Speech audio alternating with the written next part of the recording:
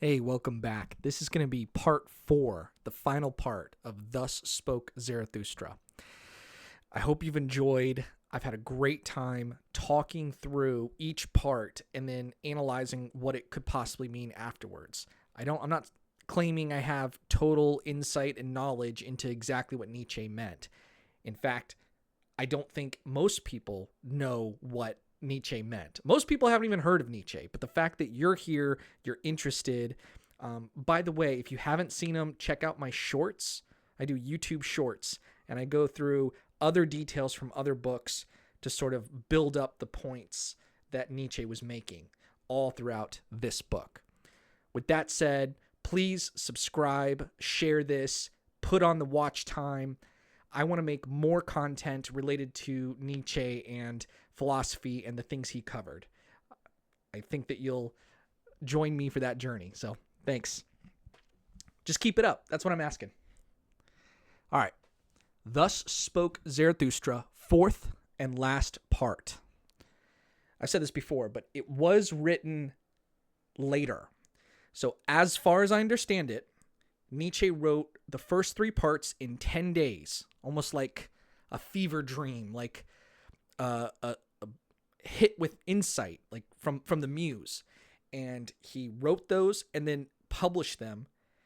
I don't think they were very successful, and I don't think anyone knew what he was saying. And as you probably know, going through these 3 parts, they're very esoteric and allegorical, mythical, mystical, intentionally meant to make you think a different way, and very artistic in that way. So this 4th part was written afterwards, and he published it later, and it's kind of tacked on at the end, and I kind of like this 4th part. Starts out with a quote from an earlier chapter, the pitiful. Ah, where in the world have there been greater follies than with the pitiful? And what in the world hath caused more suffering than the follies of the pitiful? Woe unto all loving ones who have not an elevation which is above their pity. Thus spoke the devil unto me. Once on a time, ever God hath his hell. It is his love for man. And lately did I hear him say these words, God is dead, of his pity for man hath God died. So he's sort of flipping the conventional wisdom on its head. By the way, I do not agree with those statements from Nietzsche. It's interesting to think about that God's hell is his love for man. But yeah, what do you guys think? The honey sacrifice. And again passed moons and years over Zarathustra's soul, and he heeded it not. His hair, however, became white. One day, when he sat on a stone in front of his cave and gazed calmly into the distance, one there gazeth out on the sea, and away beyond sinuous abysses. Then went his animals thoughtfully round him, about him, and at last set themselves in front of him. O Zarathustra, said they, gazest thou out perhaps for thy happiness? Of what account is my happiness? Answered he. I have long ceased to strive any more for happiness. I strive for my work. O Zarathustra, said the animals once more, that sayest thou as one who hath overmuch of good things. Liest thou not in a sky-blue lake of happiness? Ye wags, answered Zarathustra, and smiled. How well did ye choose the simile? But ye know that also my happiness is heavy, and not like a fluid wave of water. It presseth me and will not leave me, and is like molten pitch. Then went his animals again thoughtfully around him, and placed themselves once more in front of him. O Zarathustra, said they, it is consequently for that reason that thou thyself always becometh yellower and darker, although thy hair looketh white and flaxen. Lo, thou sittest in thy pitch. "What do ye say, mine animals?" said Zarathustra, laughing. "Verily I reviled when I spake of pitch. As it happeneth with me, so it is it with all fruits that turn ripe. It is the honey in my veins that maketh my blood thicker, and also my soul stiller. So will it be, O Zarathustra," answered his animals, and pressed up to him. "But wilt thou not today ascend a high mountain? The air is pure, and today one seeth more of the world than ever." "Yea, mine animals," answered he, "ye counsel admirably and according to my heart. I will today ascend a high mountain. But see that honey is there, ready to hand, yellow, white, good, ice cool, golden, comb honey. For know that when aloft I will make the honey sacrifice."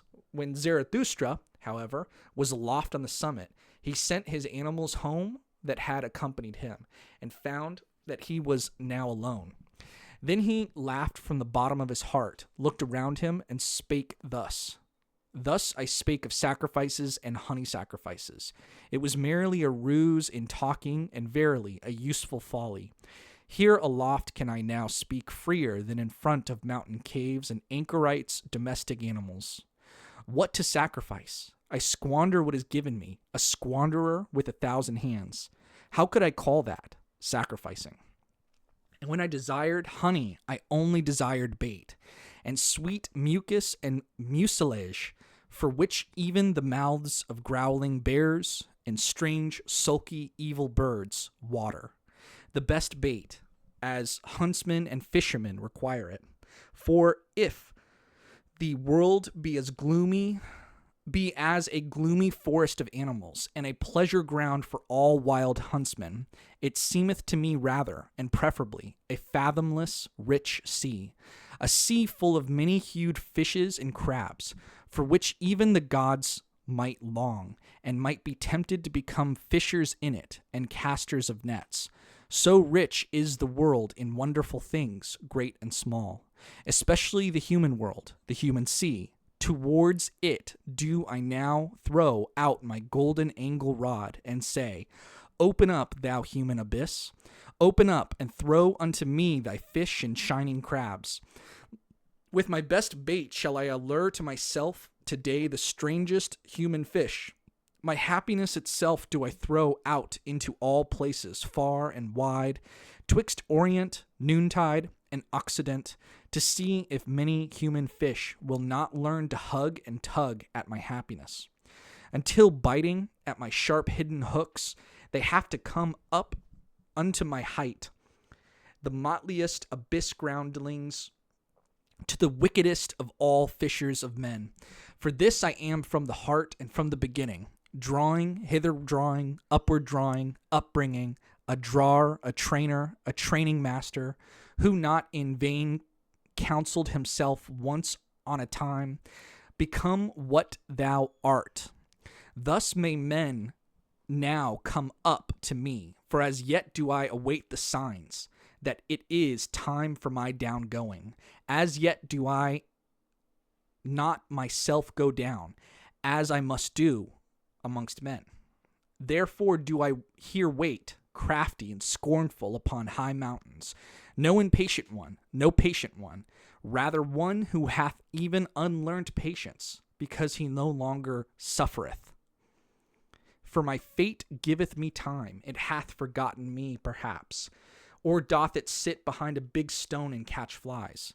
And verily I am well dispossessed to mine eternal fate, because it doth not hound and hurry me, but leaveth me time for merriment and mischief, so that I have today ascended this high mountain to catch fish. Did ever anyone catch fish upon high mountains? And though it be a folly, what I here seek and do, it is better so than that down below I should become solemn with waiting, and green and yellow, a posturing wrath snorter with waiting, a holy howlstorm from the mountains, an impatient one that shouteth down into the valleys. Hearken, else I will scourge you with the scourge of God.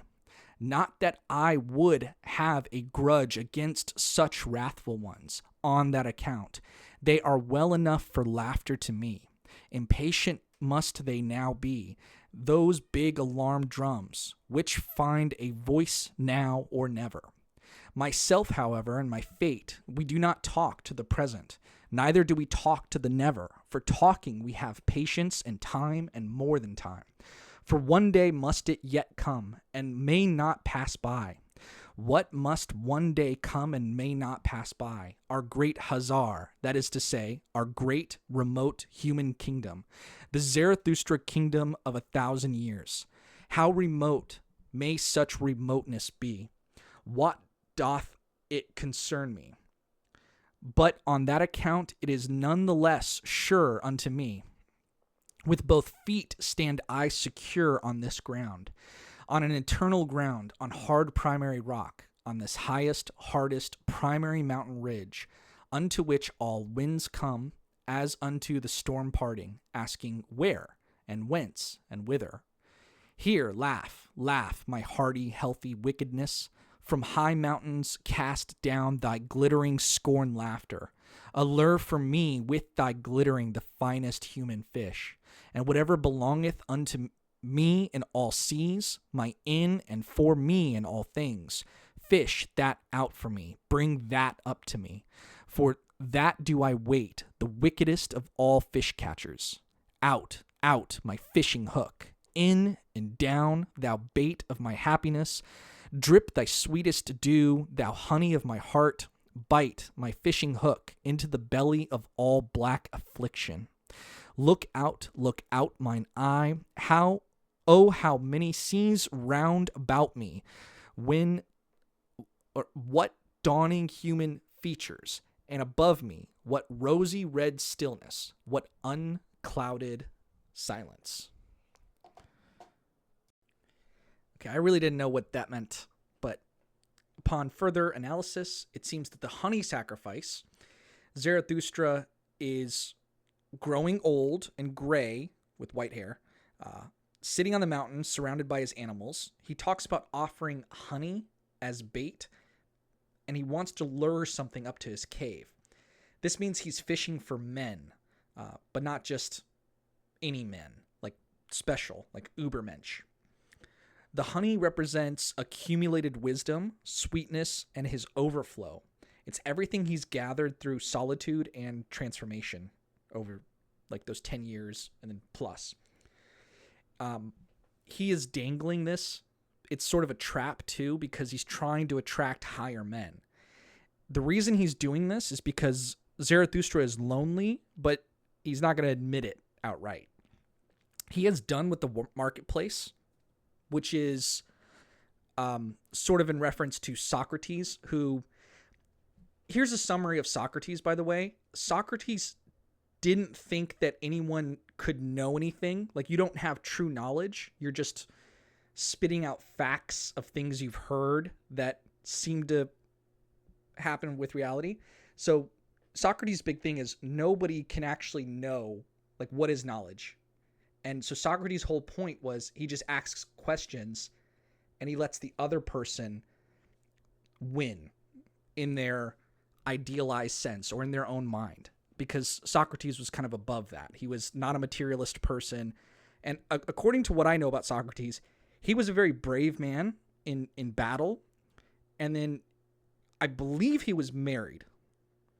I don't know if Socrates ever had children, but where we encounter Socrates in Plato, where it's mostly well known, Socrates he's like an enlightened master. He's in his 60s. He's older, and he is walking around the marketplace talking with people.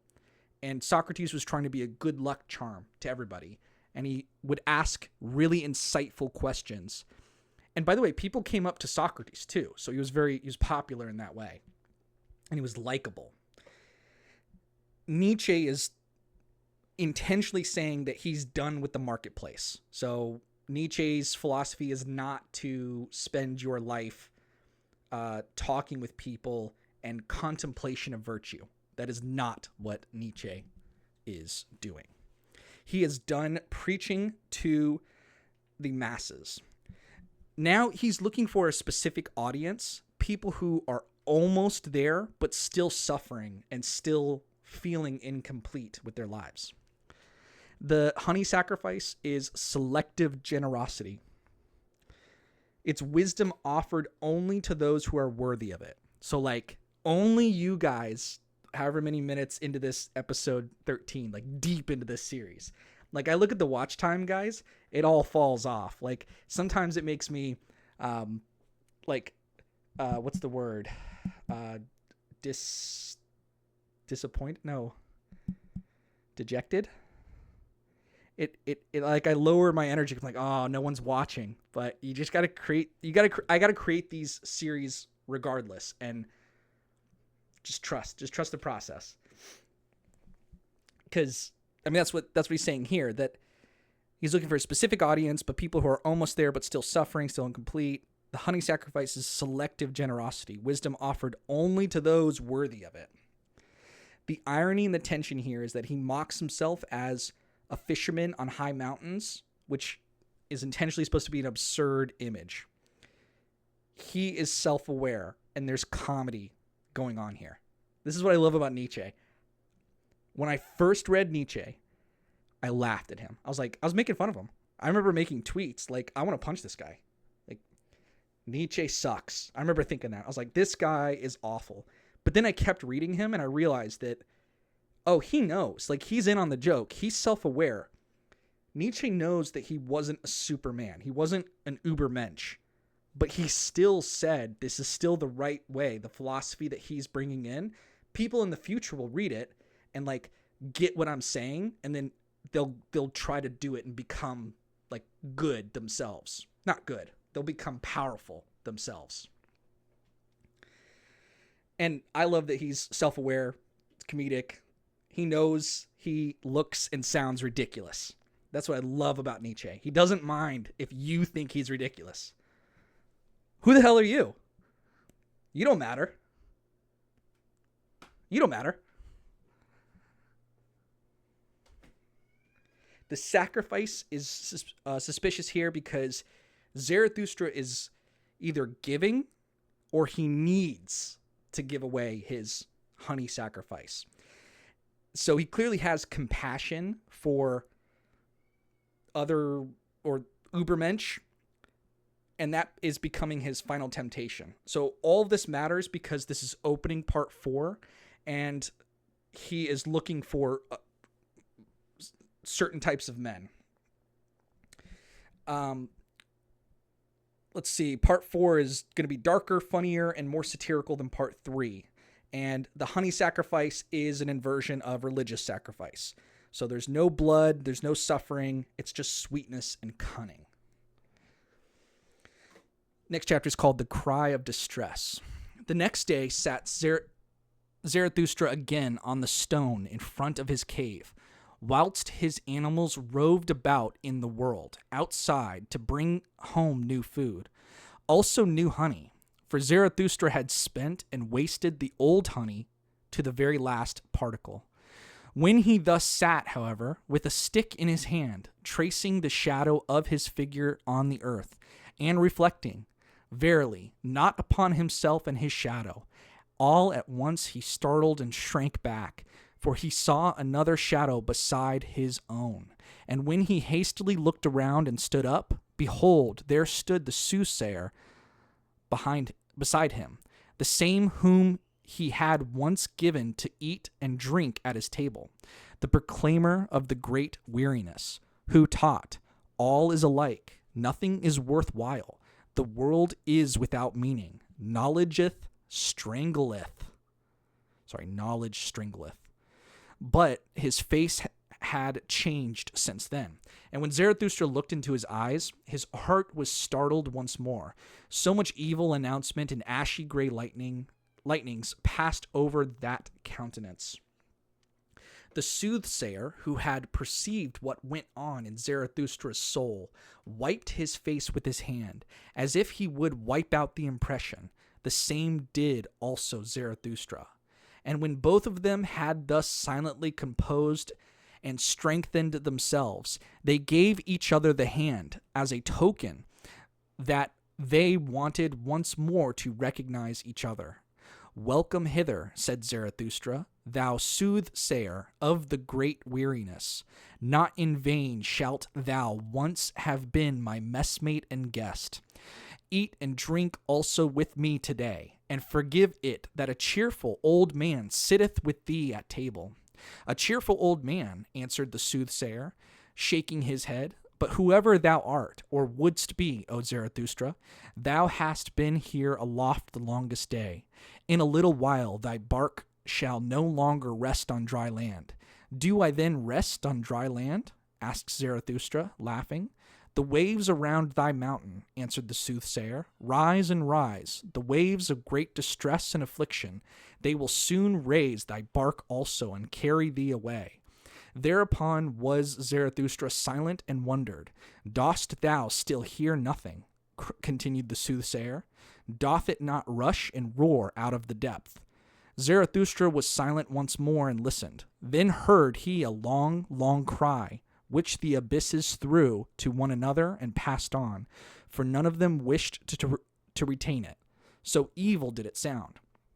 "Thou ill announcer," said Zarathustra at last, "that is a cry of distress, and the cry of a man. It may come out, and it may come perhaps out of a black sea.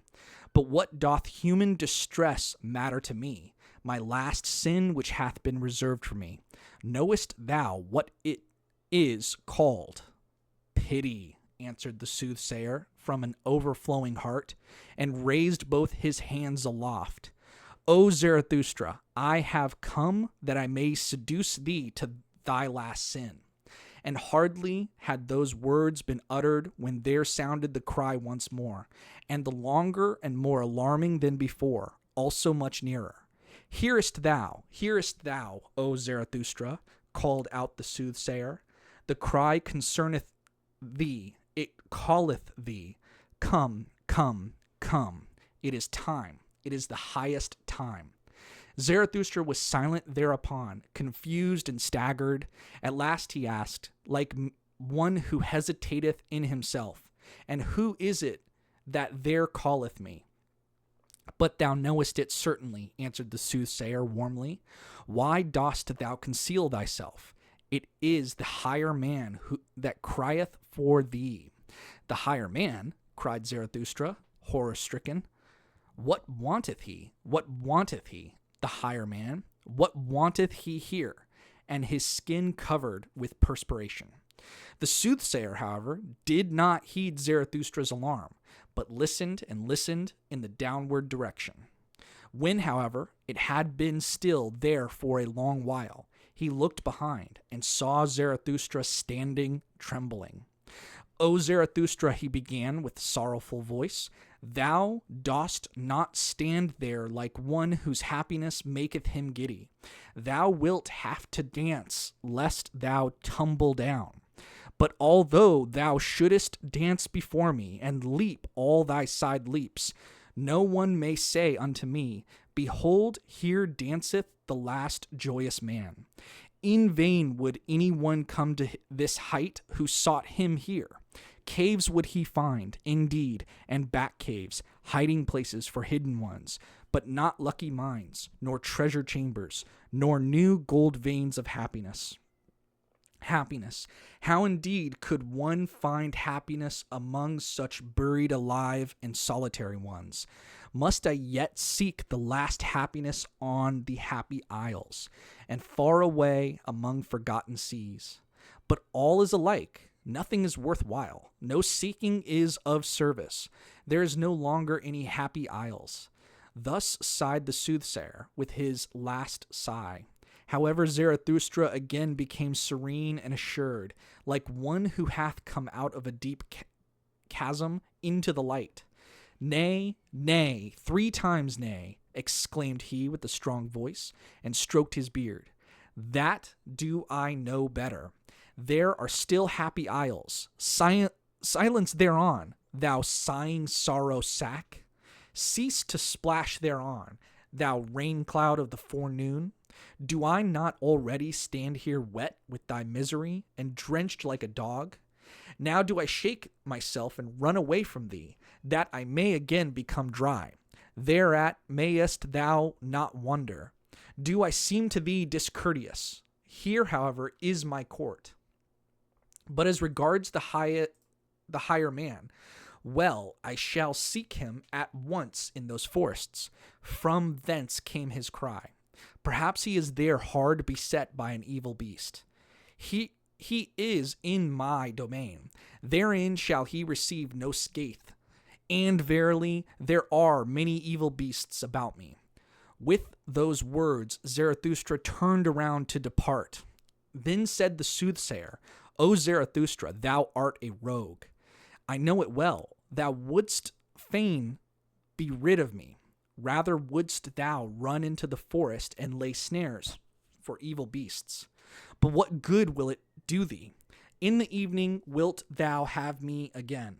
In thine own cave will I sit, patient and heavy like a block, and wait for thee. So be it, shouted back Zarathustra as he went away. And what is mine in my cave belongeth also unto thee, my guest. Shouldst thou, however, find honey therein, well, just lick it up, thou growling bear, and sweeten thy spirit. For in the evening we want both to be in good spirits. In good spirits and joyful, because this day hath come to an end, and thou thyself shalt dance to my lays as my dancing bear.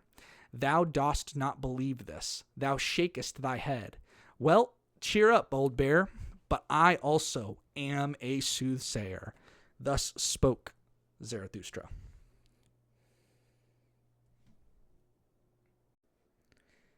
In the cry of distress, Zarathustra descends from his mountain and almost immediately encounters someone. This is the soothsayer from part 2. The soothsayer is that voice of nihilism. It's the prophet of all that is empty, all the same, and all that has been. And he's back and he's bringing a warning. The soothsayer tells Zarathustra that a cry of distress is echoing throughout the mountains. There's someone or a bunch of people that are suffering and calling out. He challenges Zarathustra, your final sin is waiting for you, to pity the Ubermensch. The temptation is that the trap Zarathustra has been warned about throughout the entire book. This is that trap of the soothsayer. Yeah, so Zarathustra's, give me someone, okay, and he finds someone, and this is who he finds.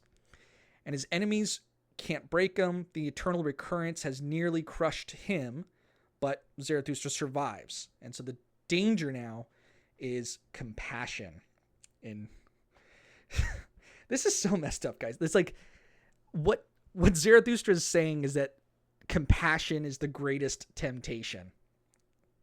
I mean, I get it, but come on. Compassion's not so bad. It's not the greatest temptation. Okay, so he says no compassion for the weak or for the herd. Compassion is for the almost great, the ones who are close to overcoming but can't quite get there. Zarathustra resists, and he knows pity is a snare. And he can't ignore this cry from the soothsayer. So he goes looking for the source. And this is kind of the point of part 4. That it's going to be a pilgrimage to find each of the higher men one by one. And this frames part 4 as a temptation narrative. Zarathustra's greatest strength here is his fullness, his overflow, and it's becoming his vulnerability. The soothsayer functions as a dark mirror. He knows Zarathustra better than the soothsayer wants to admit. And so every chapter that's going to follow from this is going to be Zarathustra encountering a different version of human failure and asking, do I pity this or do I move past it? Chapter 63, Talk with the Kings, 1. Ere Zarathustra had been an hour on his way in the mountains and forests, he saw all at once a strange procession. Right on the path which he was about to descend came 2 kings walking, bedecked with crowns and purple girdles, and variegated like flamingos. They drove before them a laden ass. What do these kings want in my domain? Said Zarathustra in an astonishment to his heart, and hid himself hastily behind a thicket. When, however, the kings approached to him, he said half aloud, like one speaking only to himself, Strange, strange, how doth this harmonize? 2 kings do I see, and only one ass. Thereupon the 2 kings made a halt. They smiled and looked towards the spot whence the voice proceeded, and afterwards looked into each other's faces. Such things do we also think among them ourselves, said the king on the right, but we do not utter them. The king on the left, however, shrugged his shoulders and answered, That may perhaps be a goatherd, or an anchorite who hath lived too long among rocks and trees, for no society at all spoileth also good manners. Good manners, replied angrily and bitterly the other king. What then do we run out of the way of? Is it not good manners, our good society? Better, verily, to live among anchorites and goatherds than with our gilded, false, over-rouged populace, though it call itself good society, though it call itself nobility. But there all is false and foul, above all the blood, thanks to old evil diseases and worse curers. The best and dearest to me at present is still a sound peasant, coarse, artful, obstinate, and enduring. That is at present the noblest type. The peasant is at present the best, and the peasant type should be master. But it is the kingdom of the populace. I no longer allow anything to be imposed upon me. The populace, however, that meaneth hodgepodge. Populace hodgepodge. Therein is everything mixed with everything. Saint and swindler, gentleman and Jew, and everything beast out of Noah's ark. Good manners. Everything is false and foul with us. No one knoweth any longer how to reverence. It is that precisely that we run away from. They are fulsome, obtrusive dogs. They gild palm leaves. This loathing choketh me, that we kings ourselves have become false, draped and disguised with the old faded pomp of our ancestors, show pierces for the stupidest, the craftiest, and whosoever at present trafficketh for power. We are not the first men, and have nevertheless to stand for them. Of this imposture have we at last become weary and disgusted. From the rabble have we gone out of the way, from all those bawlers and scribe blowflies, from the traitor stench, the ambition fidgeting, the bad breath. Fie to live among the rabble, fie to stand for the first men among the rabble. Ah, loathing, loathing, loathing, what doth it now matter about us kings? Thine old sickness seizeth thee, said here the king on the left. Thy loathing seizeth thee, my poor brother. Thou knowest, however, that someone heareth us. Immediately thereupon Zarathustra, who had opened ears and eyes to this talk, rose from his hiding place, advanced towards the kings, and thus began.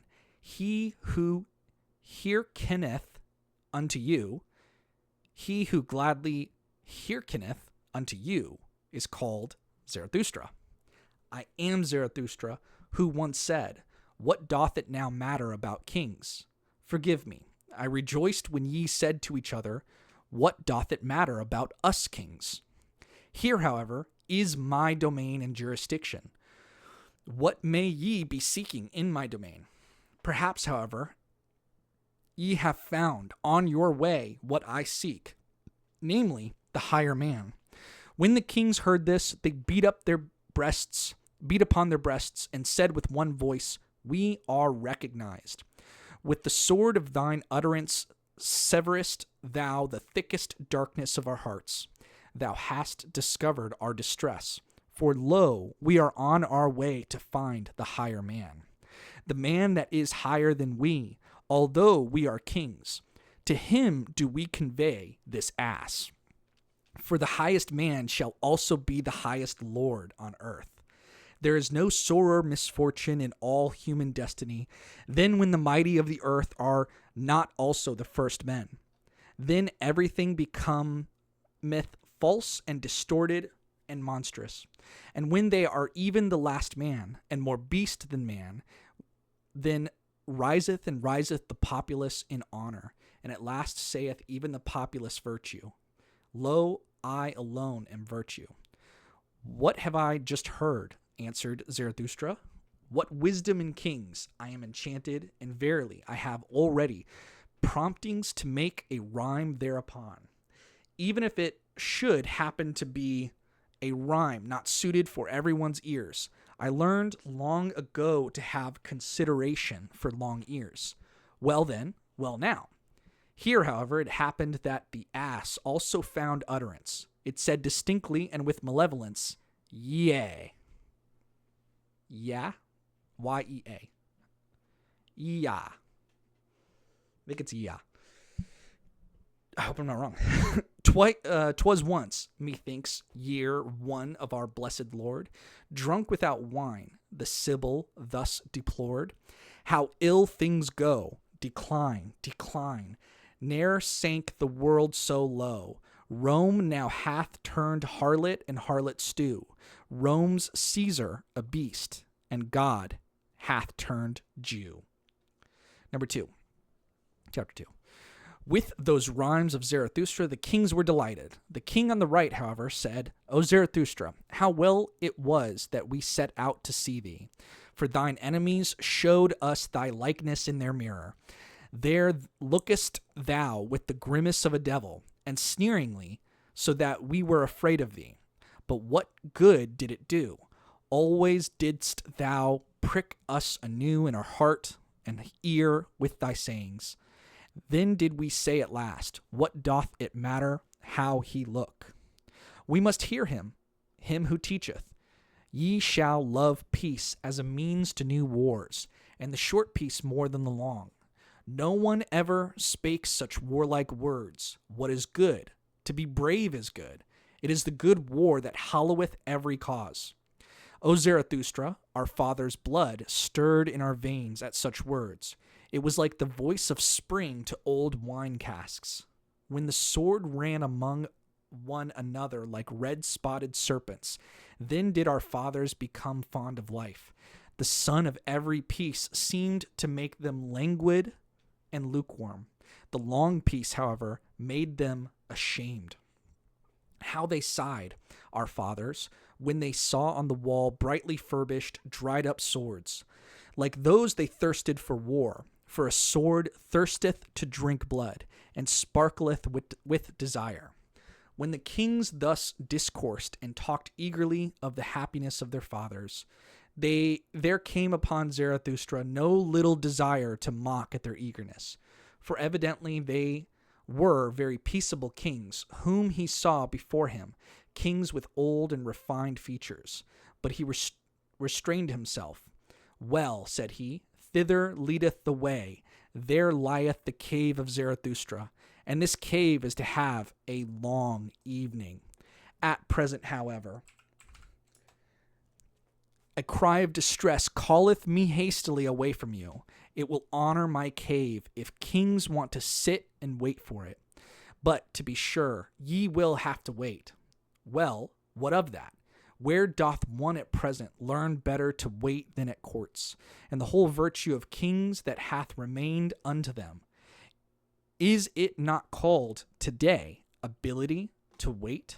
Thus spoke Zarathustra. All right, chapter 3 is conversation with the kings. Zarathustra meets two kings leading a laden donkey.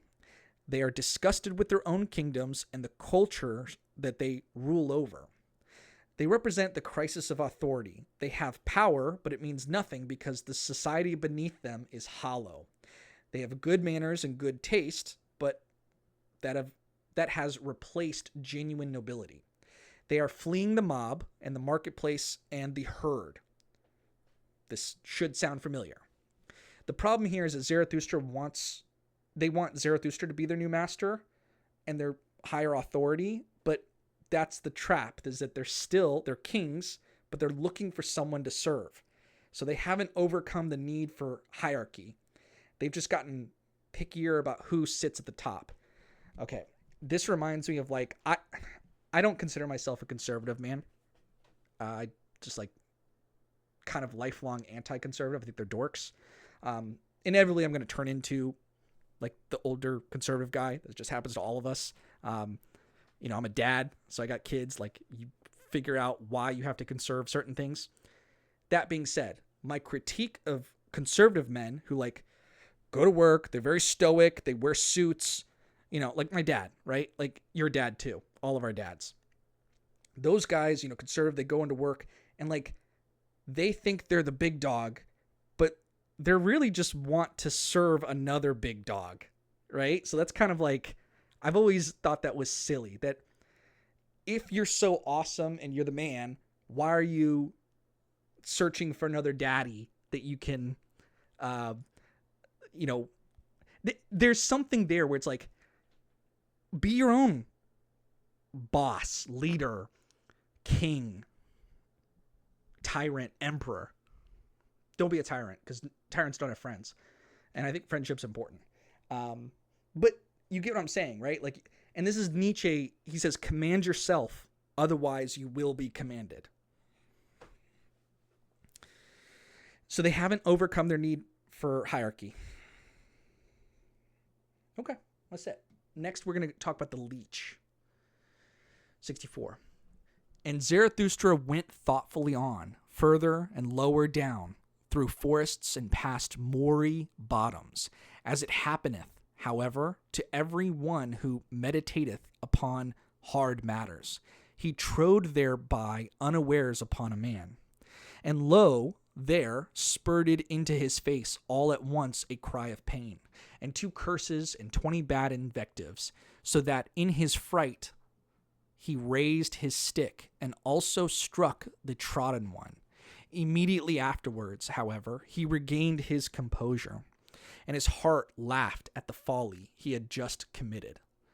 Pardon me, said he to the trodden one, who had got up enraged and had seated himself.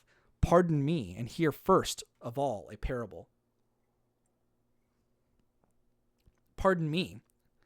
Oh, I already read the part. And as a wanderer who dreameth of remote things on a lonesome highway, runneth unawares against a sleeping dog, a dog which lieth in the sun, as both of them then start up and snap at each other, like deadly enemies, those 2 beings mortally frightened, so did it happen unto us. And yet, how little was lacking for them to caress each other, that dog and that lonesome one. Are they not both lonesome ones? Whoever thou art, said the trodden one, still enraged, thou treadest also too nigh me with thy parable, and not only with thy foot. Lo, am I then a dog? And thereupon the sitting one got up and pulled his naked arm out of the swamp. For at first he had lain outstretched on the ground, hidden and indiscernible, like those who lie in wait for the swamp game. But whatever art thou about? Called out Zarathustra in alarm, for he saw a deal of blood streaming over the naked arm. What hath hurt thee? Hath an evil beast bit thee, thou unfortunate one? The bleeding one laughed, still angry. What matter is it to thee, said he, and was about to go on. Here am I at home and in my province. Let him question me whoever will. To adult, however, I shall hardly answer. Thou art mistaken, said Zarathustra sympathetically, and held him fast. Thou art mistaken. Here thou art not at home, but in my domain, and therein shall no one receive any hurt. Call me, however, what thou wilt. I am who I must be. I call myself Zarathustra. Well, up thither is the way to Zarathustra's cave. It is not far. Wilt thou not attend to thy wounds at my home? It hath gone badly with thee, thou unfortunate one. In this life, first a beast bit thee, and then a man trode upon thee. When, however, the trodden one had heard the name of Zarathustra, he was transformed. What happeneth unto me? He exclaimed. Who preoccupieth me so much in this life as this one man, namely Zarathustra, and that one animal that liveth on blood, the leech? For the sake of the leech did I lie here by this swamp, like a fisher, and already had mine outstretched arm been bitten 10 times. When there biteth a still finer leech at my blood, Zarathustra himself. O happiness, O miracle, praised be this day which enticed me into the swamp. Praised be the best, the living cupping glass, that at present liveth. Praised be the great conscience leech Zarathustra. Thus spake this trodden one, and Zarathustra rejoiced at his words and their refined reverential style. Who art thou? Asked he, and gave him his head. There is much to clear up and elucidate between us, but already methinketh pure, clear day is dawning.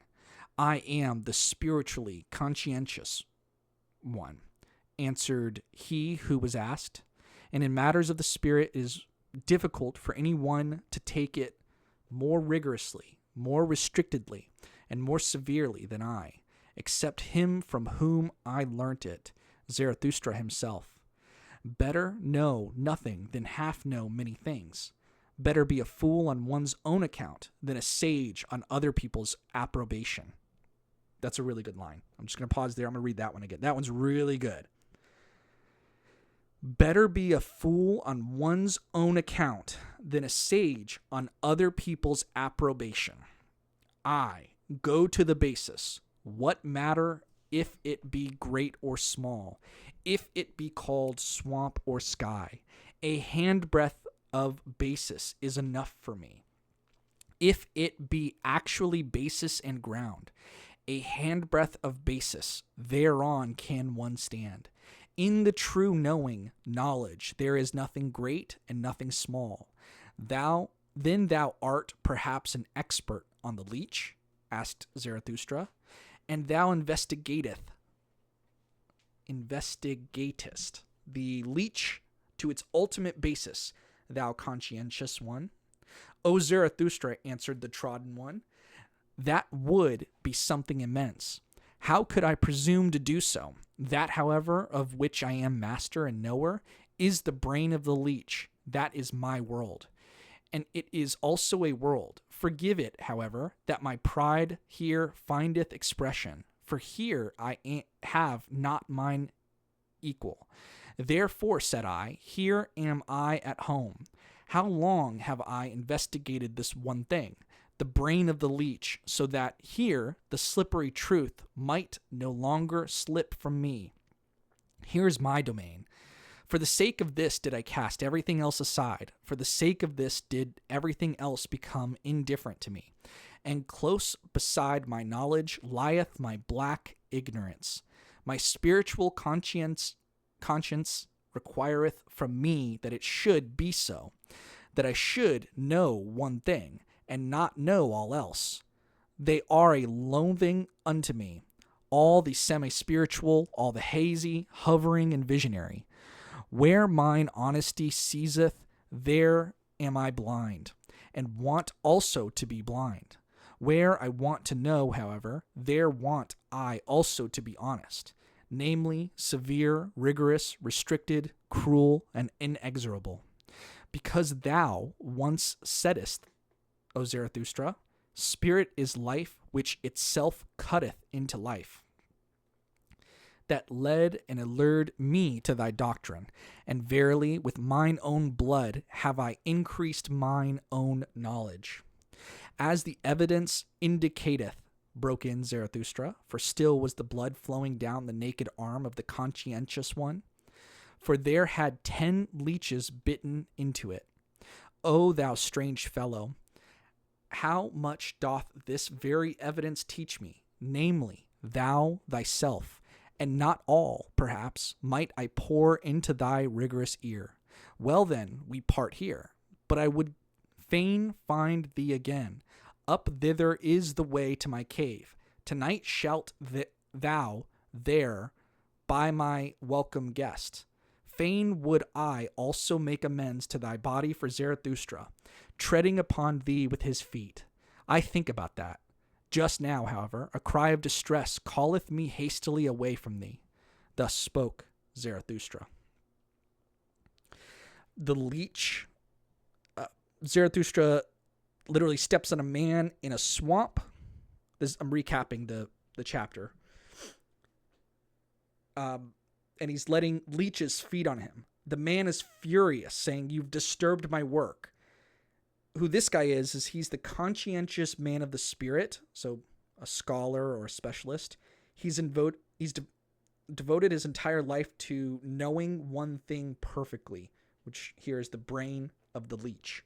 He would rather know one tiny thing with total honesty than know many things superficially. And he represents the modern academic with heroic intellectual integrity, but narrowed to the point of self-mutilation. So he's literally letting parasites feed on him for the sake of knowledge. Nietzsche respects the honesty, but diagnoses the sickness as asceticism disguised as science. Asceticism is like when a monk or a Christian monk lives a life of purity, just giving up external pleasures to the body. And so academics disguise, they're like doing that, but disguising it as science. The next chapter is called The Magician, or The Sorcerer, but this version is The Magician. I like saying the Magician. All right, 1. When, however, Zarathustra had gone round a rock, then saw he on the same path, not far below him, a man who threw his limbs about like a maniac. At last tumbled to the ground on his belly. Halt, said then Zarathustra to his heart. He there must surely be the higher man. For him came that dreadful cry of distress. I will see if I can help him. When, however, he ran to the spot where the man lay on the ground, he found a trembling old man with fixed eyes, and in spite of all Zarathustra's efforts to lift him and set him again on his feet, it was all in vain. The unfortunate one also did not seem to notice that some one was beside him. On the contrary, he continually looked around with moving gestures, like one forsaken and isolated from all the world. At last, however, after much trembling and convulsion and curling himself up, he began to lament thus: Who warmeth me? Who loveth me still? Give ardent fingers, give heartening charcoal warmers.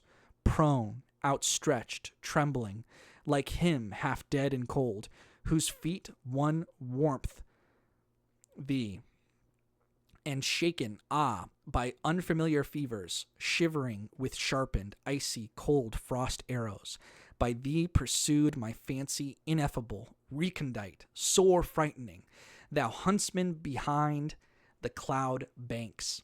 Now, lightning struck by thee, thou mocking eye that me in darkness watcheth, thus do I lie, bend myself, twist myself, convulsed with all eternal torture, and smitten by thee, cruelest huntsman, thou unfamiliar God. Smite deeper, smite yet once more, pierce through and rend my heart. What meaneth this torture with dull, indented arrows? Why lookest thou hither, of human pain not weary, with mischief-loving, godly flash glances? Not murder wilt thou, but torture, torture. For why me torture? Thou mischief-loving, unfamiliar God? Ha ha! Thou stealest nigh, in midnight's glooming hour. What wilt thou? Speak. Thou crowdest me, pressest. Ha! Now far too closely. Thou hearest me, hearest me breathing. Thou o'erhearest my heart, thou ever jealous one. Of what, pray, ever jealous? Off, off, for why the latter wouldst thou get in? To heart in clamber, to mine own secretest, conceptions in clamor. Shameless one, thou unknown one, thief, what seekest thou by thy stealing? What seekest thou by thy hearkening? What seekest thou by thy torturing? Thou torturer, thou hangman god. Or shall I, as the mastiffs do, roll me before thee, and cringing and raptured frantical, my tail friendly waggle? In vain, goad further, cruelest goader, no dog, thy game just am I, cruelest huntsman, thy proudest of captives, thou robber behind the cloud banks. Speak finally, thou lightning veiled one, thou unknown one, speak. What wilt thou, highway ambusher, from me? What wilt thou, unfamiliar God? What? Ransom gold? How much of ransom gold? Solicit much that biteth my pride, and be concise that biteth mine other pride. Ha!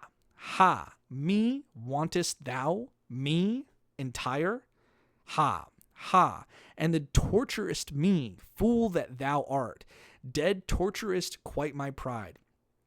Give love to me, who warmeth me still, who loveth me still. Give ardent fingers, give heartening charcoal warmers, give me the lonesomest, the ice.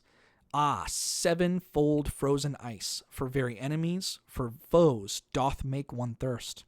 Give, yield to me, cruelest foe, thyself. Away, there fled he surely, my final, only comrade, my greatest foe, mine unfamiliar, my hangman god. Nay, come thou back with all thy great tortures, to me the last of lonesome ones. Oh, come thou back.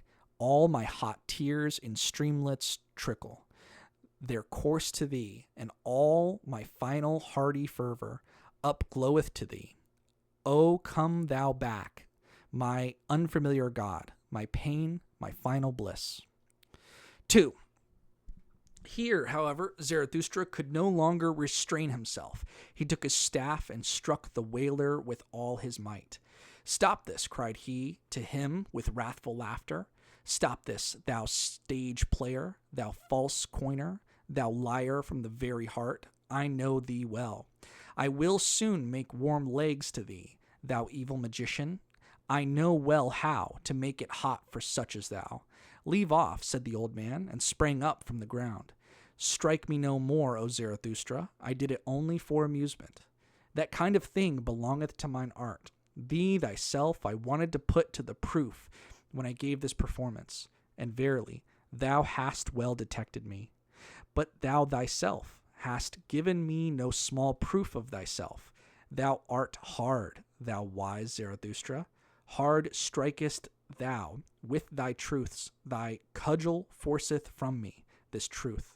Flatter not, answered Zarathustra, still excited and frowning. Thou stage player from the heart. Thou art false. Why speakest thou of truth? Thou peacock of peacocks, thou sea of vanity, what didst thou represent before me, thou evil magician? Whom was I meant to believe in when thou wailedst in such wise? The penitent in spirit, said the old man. It was him I represented. Thou thyself once devisedst, I can't say that word, devisedst this expression. The poet and magician who at last turneth his spirit against himself, the transformed one who freezeth to death by his bad science and conscience. And just acknowledge it. It was long, O Zarathustra, before thou discoveredst my trick and lie. They believedst in my distress when thou heldest my head with both thy hands. I heard thee lament, we have loved him too little, Because I so far deceived thee, my wickedness rejoiced in me. Thou mayest have deceived subtler ones than I, said Zarathustra sternly. I am not on my guard against deceivers. I have to be without precaution. So willeth my lot. Thou, however, must deceive. So far do I know thee. Thou must ever be equivocal, trivocal, quadrivocal, and quinquivocal. Even what thou hast now confessed is not nearly true enough nor false enough for me. Thou bad false coiner, how couldst thou do otherwise? Thy very malady wouldst thou whitewash if thou showed thyself naked to thy physician. Thus didst thou whitewash thy lie before me when thou saidst, I did so only for amusement. There was also seriousness therein. Thou art something of a penitent in spirit. I divine thee well. Thou hast become the enchanter of all the world. But for thyself thou hast no lie or artifice left. Thou art disenchanted to thyself. Thou hast reaped disgust as thy one truth. No word in thee is any longer genuine, but thy mouth is so. That is to say, the disgust that cleaveth unto thy mouth. Who art thou at all? Cried hence the old magician with defiant voice. Who dareth to speak thus unto me, the greatest man now living? And a green flash shot from his eye at Zarathustra, but immediately after he changed and said sadly, O Zarathustra, I am weary of it. I am disgusted with mine arts. I am not great. Why do I disassemble? But thou knowest it well. I sought for greatness. A great man I wanted to appear, and persuaded many. But the lie hath been beyond my power. On it do I collapse. O Zarathustra, everything is a lie in me. But that I collapse, this is my collapsing, is genuine. It honoreth thee, said Zarathustra gloomily, looking down with sidelong glance. It honoreth thee that thou soughtest for greatness, but it betrayeth thee also. Thou art not great. Thou bad old magician, that is the best and the honestest thing I honor in thee, that thou hast become weary of thyself and hast expressed it. I am not great. Therein do I honor thee as a penitent in spirit, and although only for the twinkling of an eye, in that one moment wast thou genuine. But tell me, what seekest thou here in my forests and rocks? And if thou hast put thyself in my way, what proof of me wouldst thou have?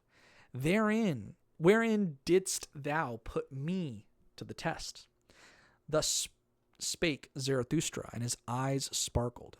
But the old magician kept silent for a while. Then said he, Did I put thee to the test? I seek only.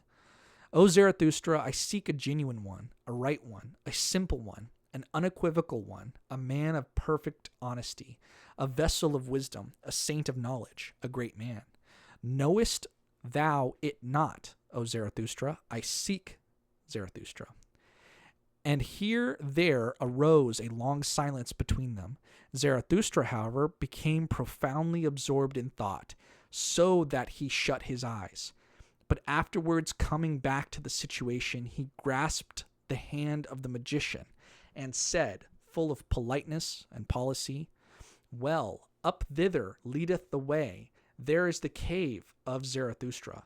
In it mayest thou seek him whom thou wouldst fain find, and ask counsel of mine animals, mine eagle, and mine serpent. They shall help thee to seek. My cave, however, is large. I myself, to be sure, have as yet seen no great man. That which is great, the acutest eye, is at present insensible to it. It is the kingdom of the populace. Many a one have I found who stretched and inflated himself, and the people cried, Behold, a great man. But what good do all bellows do? The wind cometh out at last. At last bursteth the frog which hath inflated itself too long. Then cometh out the wind, to prick a swollen one in the belly. I call good pastime. Hear that, ye boys. Our today is of the popular. Who still knoweth what is great and what is small? Who could there seek successfully for greatness? A fool only, it succeedeth with fools. Thou seekest for great men, thou strange fool. Who taught that to thee? Is today the time for it? O thou bad seeker, why dost thou tempt me? Thus spoke Zarathustra, comforted in his heart, and went laughing on his way. The magician here, setting up the chapter that we just read, Zarathustra finds a man writhing on the ground in apparent agony. He's moaning and performative suffering. At first, Zarathustra pities him, but then he realizes it's an act. The magician is widely held as a portrait of Richard Wagner, who was a very famous musician. I want you to think of, like the Beatles, how popular they were in the 60s. That's how Richard Wagner was in Europe at the time. He was the great artist who uses suffering as performance and who manipulates emotions. He confesses that he's a fraud, he's penitent of the spirit, and he's someone who can only create through deception. The core problem here is art is manipulation. I've said this for years. I used to do drawing, and I will still do drawing too, like draftsmanship, and I realized that what we're doing is taking a 3D, the real world, and putting it onto a 2D surface. And when you put things into a 2D surface and you represent the world, on the 2 dimensions, you have to use perspective tricks. So you have to, as if like, the camera's here, like you could see my fingers are huge there. And then versus like now they're smaller. And so when you're drawing, you have to, if you get the proportions wrong, if I draw a huge hand, but it's like right here, it will look weird, right? So you have to draw proportionally. It's very difficult to do, but when you do it right, it looks like a 3D, looks like a picture, looks like someone just took a picture. Art as manipulation. The artist doesn't believe his own work, but he knows it moves people. So the magician can't tell the difference between genuine suffering and theatrical suffering anymore. He represents the danger of aestheticizing everything. I'm going to try to say this word one more time. Aestheticizing everything. So making everything aesthetic, like look good. Even your own pain becomes a show. Zarathustra's reaction to this is that he beats the magician with his stick, literally. So he just beats him up. And he invites him to the cave because even the magician is a higher man, broken, but he's not part of the herd. The next one is called out of service or retired out of service. Not long, however, after Zarathustra had freed himself from the magician, he again saw a person sitting beside the path which he followed, namely a tall, black man with a haggard, pale countenance. This man grieved him exceedingly. Alas, said he to his heart, there sitteth disguised affliction. Methinketh he is of the type of the priests. What do they want in my domain? What? Hardly have I escaped from that magician, and must another necromancer again run across my path? Some sorcerer with laying on of hands, some somber wonder worker by the grace of God, some anointed world maligner, whom may the devil take. But the devil is never at the place which would be his right place. He always cometh too late. that cursed dwarf and clubfoot. Thus cursed Zarathustra impatiently in his heart, and considered how with averted look he might slip past the black man. But behold, it came about otherwise, for at the same moment had the sitting one already perceived him, and not unlike one whom an unexpected happiness overtaketh, he sprang to his feet and went straight towards Zarathustra. Whoever thou art, thou traveler, said he, help a strayed one, a seeker, an old man, who may easily come to grief. The world here is strange to me and remote. Wild beasts also did I hear howling, and he who could have given me protection, he is himself no more. I was seeking the last pious man, a sate and an anchorite, who, alone in his forest, had not yet heard of what all the world knoweth at present. What doth all the world know at present? Asked Zarathustra. Perhaps that the old God no longer liveth, in whom all the world once believed. Thou sayest, answered the old man sorrowfully, and I served that old God until his last hour. Now, however, am I out of service, without master, and yet not free. Likewise am I no longer merry, even for an hour, except it be in recollections. Therefore did I ascend into these mountains, that I might finally have a festival for myself once more, as becometh an old pope and church father. For know it, that I am the last pope, a festival of pious recollections and divine services. Now, however, is he himself dead, the most pious of men, the saint in the forest, who praised his God constantly with singing and mumbling. He himself found I no longer when I found his cot, but 2 wolves found I therein, which howled on account of his death, for all animals loved him. Then did I haste away. Had I thus come in vain into these forests and mountains, then did my heart determine that I should seek another, the most pious of all those who believe not in God. My heart determined that I should seek Zarathustra. Thus spake the hoary man, and gazed with keen eyes at him who stood before him. Zarathustra, however, seized the hand of the old pope and regarded it as a long while with admiration. Lo, thou vulnerable one, said he then, what a fine and long hand! This is the hand of one who hath ever dispensed blessings. Now, however, doth it hold fast him whom thou seekest me, Zarathustra. It is I, the ungodly Zarathustra, who saith, who is ungodlier than I, that I may enjoy his teaching. Thus spake Zarathustra, and penetrated with his glances the thoughts and arrear thoughts of the old pope. At last the latter began. He who most loved and possessed him hath now also lost him most. Lo, I myself am surely the most godless of us at present. But who could rejoice at last?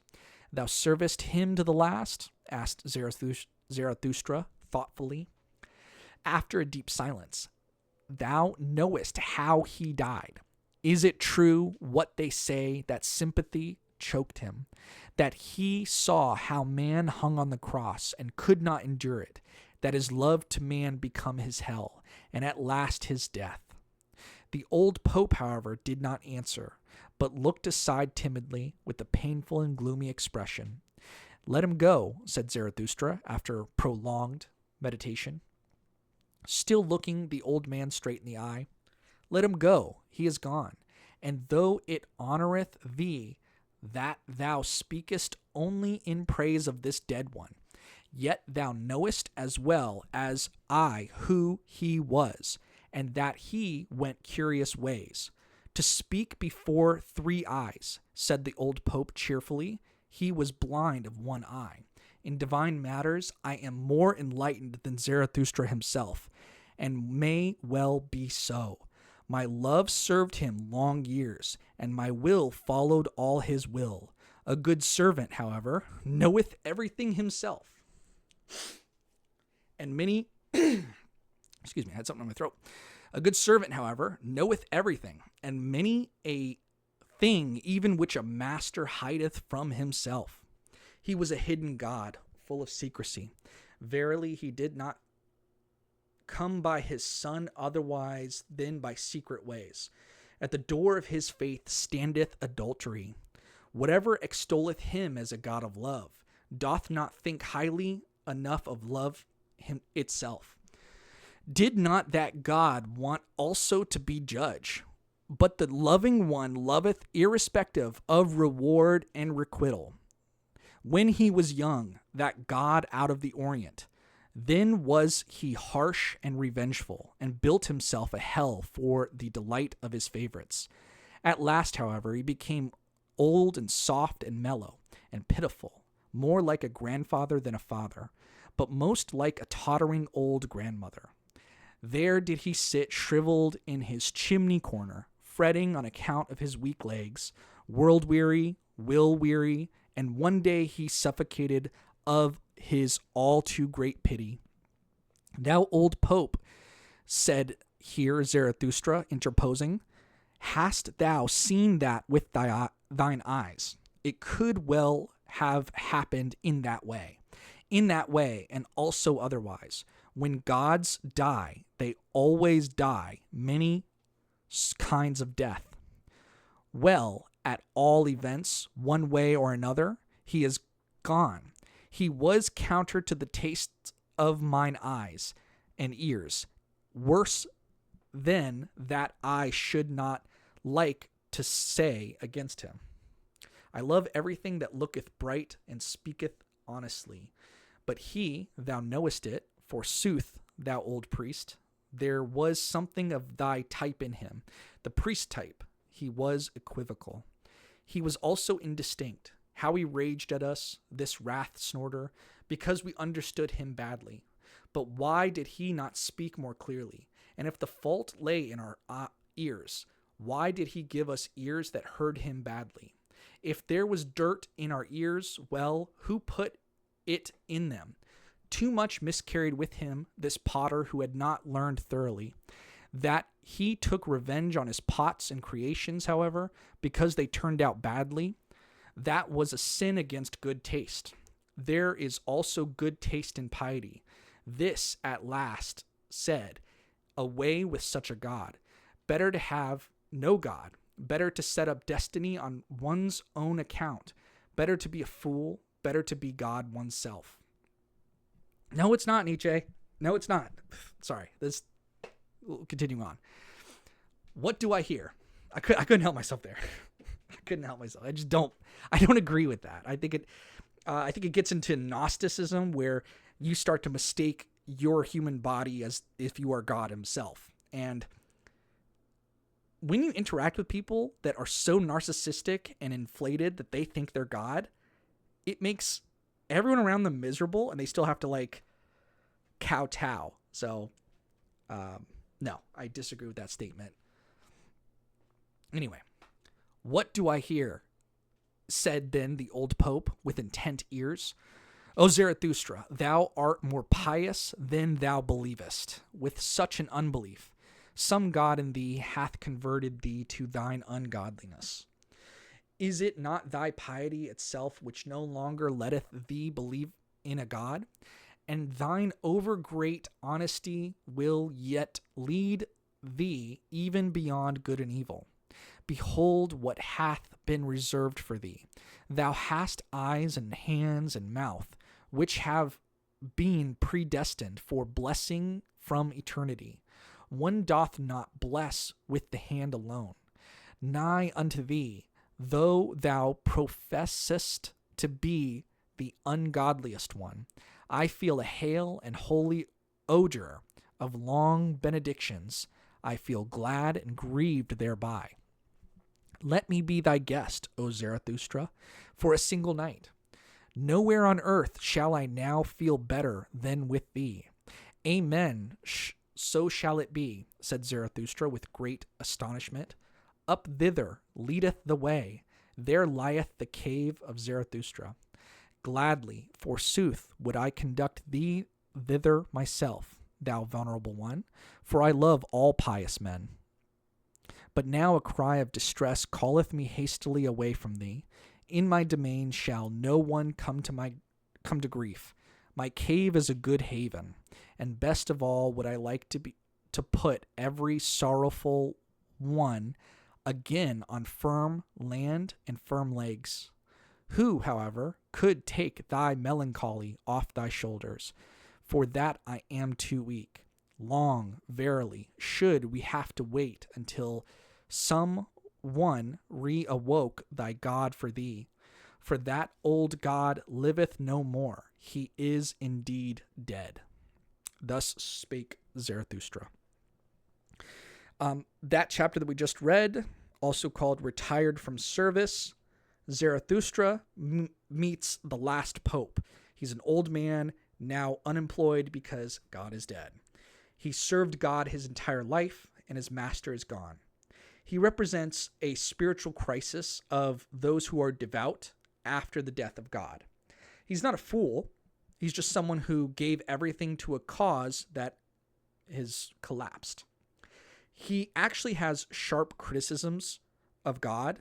God was unclear, wrathful, jealous, contradictory, and kind of a bad employer, like a bad boss. The key insight is that the last pope is more honest about God's flaws than most believers ever were. His faith was genuine, which makes the abandonment tragic. And he's looking for the most godless man, which is Zarathustra, because paradoxically, that is the closest thing to holiness that this last pope has left.